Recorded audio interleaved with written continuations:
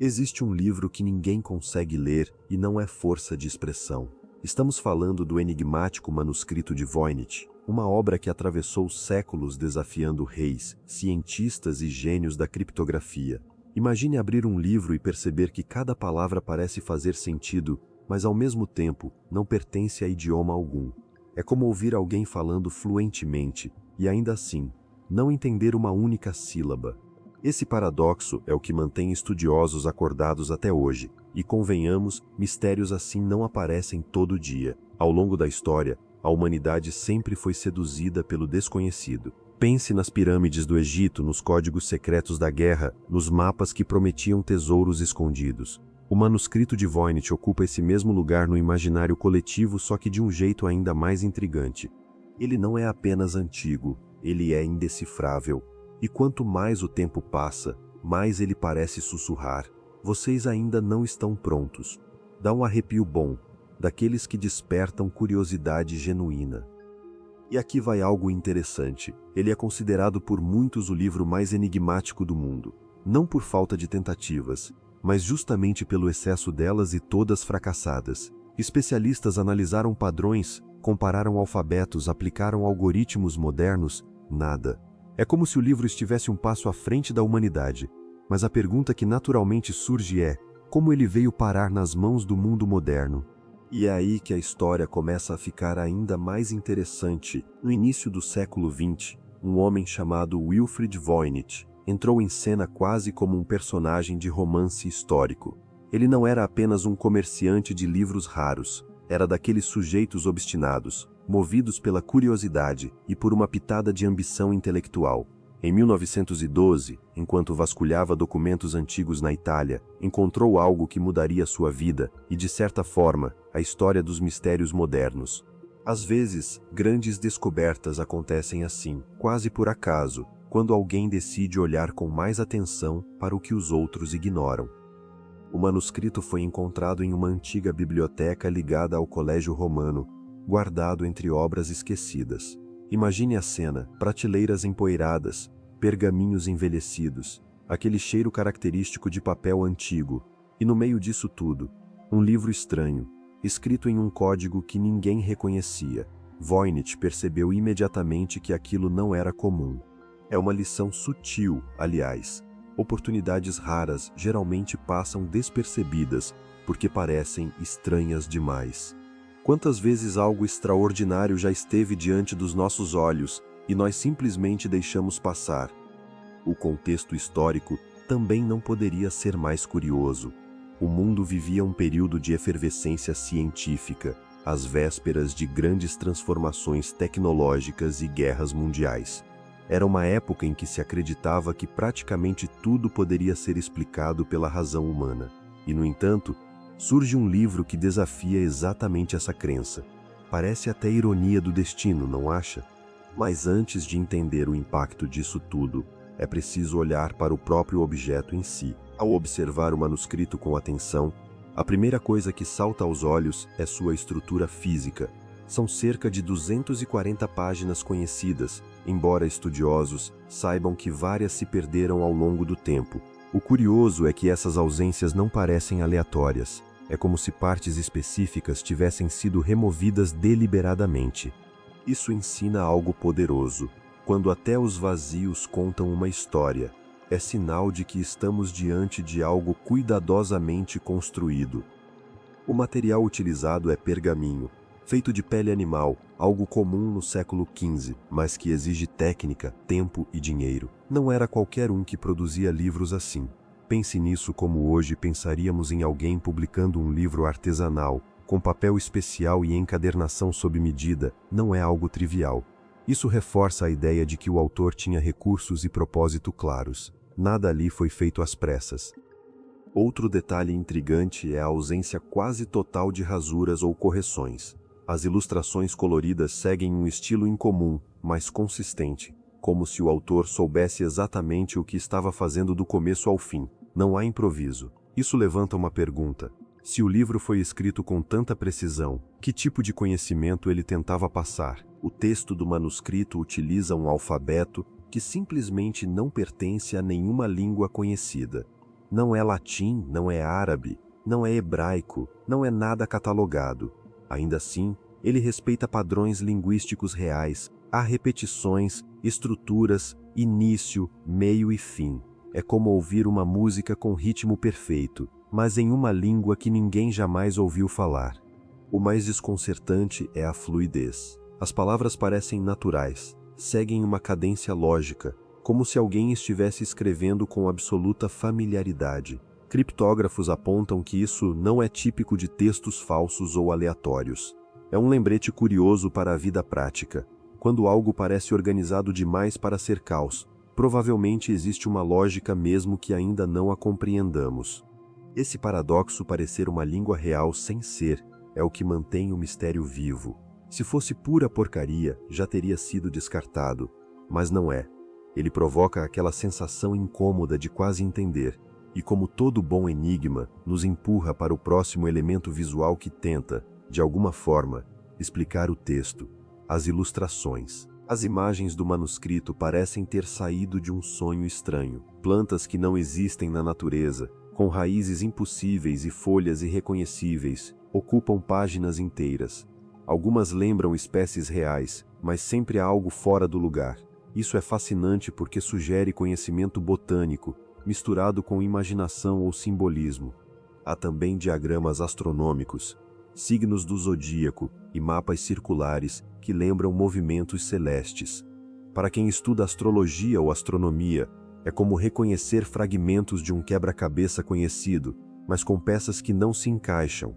É parecido com tentar usar um mapa antigo em uma cidade moderna. Você reconhece ruas, mas nada leva exatamente onde deveria. Talvez as imagens mais intrigantes sejam as figuras humanas femininas, frequentemente retratadas em banhos, tubos ou estruturas hidráulicas. Muitos veem ali metáforas alquímicas, outros interpretações anatômicas.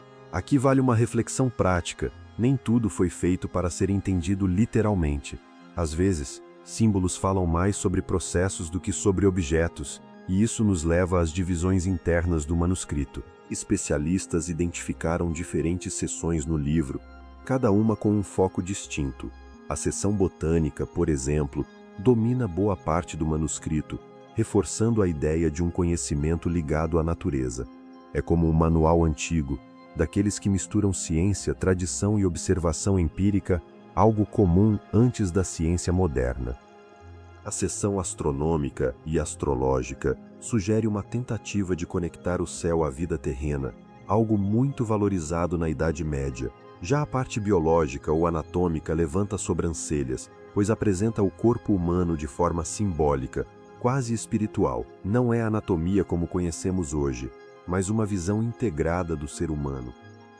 Há ainda seções cosmológicas, farmacêuticas e uma parte final que lembra receitas ou fórmulas. Isso é interessante porque lembra um princípio aplicável até hoje. Conhecimento prático costuma ser organizado em etapas. Quem estuda herbalismo, por exemplo, aprende plantas, depois combinações, depois aplicações. Mas quem tentou entender tudo isso ao longo da história? Desde sua descoberta, o manuscrito atraiu alguns dos melhores cérebros do mundo.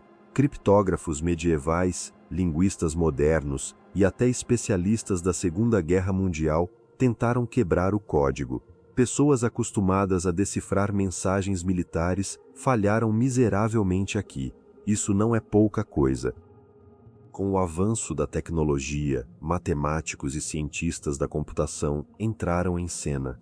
Algoritmos analisaram padrões, frequência de palavras, estruturas ocultas. Mais recentemente, inteligência artificial foi utilizada para tentar encontrar paralelos linguísticos. O resultado? Nada conclusivo. É um ótimo lembrete de humildade intelectual.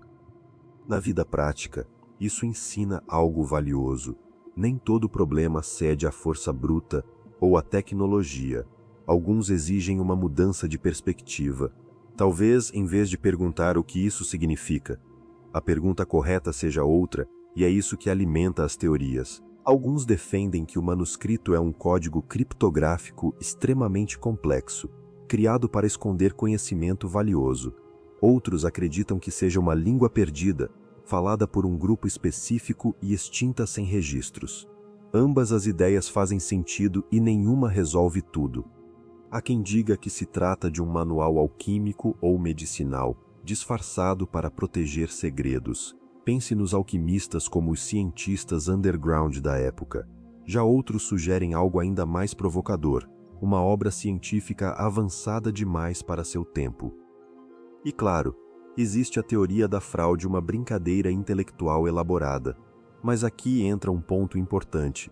Fraudes raramente resistem por séculos sem falhas. Isso nos leva inevitavelmente a quem teria sido capaz de algo assim. Diversos nomes históricos já foram cogitados como possíveis autores. Alquimistas, monges, estudiosos excêntricos. Alguns tinham conhecimento, outros tinham motivação, mas nenhum encaixa perfeitamente. Sempre falta algo. Há teorias que sugerem uma obra coletiva, passada de mestre para aprendiz. Outras defendem um gênio solitário, trabalhando à margem da história oficial. O fato é que nenhuma autoria foi comprovada, e isso não é comum em obras desse porte. Esse anonimato absoluto reforça o mistério e nos empurra para a ciência moderna, que tentou ao menos responder uma pergunta objetiva. Quando ele foi feito? Testes de carbono 14, realizados no pergaminho, indicaram que o manuscrito data do início do século XV. Isso é crucial, porque elimina teorias modernas de falsificação. Ele é, sem dúvida, antigo. Essa datação reforça algumas hipóteses e derruba outras. Por exemplo, tecnologias linguísticas modernas não existiam naquela época. Logo, o autor trabalhou apenas com conhecimento disponível ou com algo que não foi preservado. Quando a ciência confirma a antiguidade de algo tão estranho, o mistério se torna ainda mais profundo. E isso nos leva ao lugar onde o manuscrito repousa hoje. Atualmente, o manuscrito é preservado na Biblioteca Beinecke de Livros Raros, ligada à Universidade Yale. Ele é tratado como um tesouro histórico, mantido sob condições rigorosas de conservação. A boa notícia é que ele foi digitalizado e está disponível para acesso público. Qualquer pessoa curiosa pode folheá-lo virtualmente. Isso é quase poético, um livro que ninguém entende, aberto para todos. E mesmo assim, o silêncio do texto permanece. O que nos leva à pergunta final: por que isso ainda importa? O manuscrito continua mudo, apesar de séculos de atenção. E talvez seja exatamente isso que o torna tão poderoso. Em um mundo obcecado por respostas rápidas, ele se recusa a entregar qualquer coisa. Culturalmente, ele virou símbolo do mistério absoluto. Aparece em documentários, livros, teorias da conspiração. Ele nos lembra que nem tudo foi feito para ser resolvido como um quebra-cabeça comum. Talvez o fascínio esteja justamente na possibilidade de nunca entendê-lo completamente. O manuscrito de Voynich se tornou um símbolo do desconhecido. Ele representa os limites do conhecimento humano e a coragem de aceitar que nem tudo será explicado. Em um mundo que valoriza certezas, ele nos convida a conviver com perguntas. Isso, por si só, já é um ensinamento profundo. E talvez a pergunta mais inquietante seja esta: e se nunca deveríamos entendê-lo? Se esse conteúdo expandiu sua visão, questionou certezas ou despertou curiosidade, não pare por aqui. Inscreva-se no canal, ative as notificações e continue explorando histórias, ideias e conhecimentos que poucos têm coragem de encarar. Afinal, crescer começa quando você aceita ir além do que é confortável.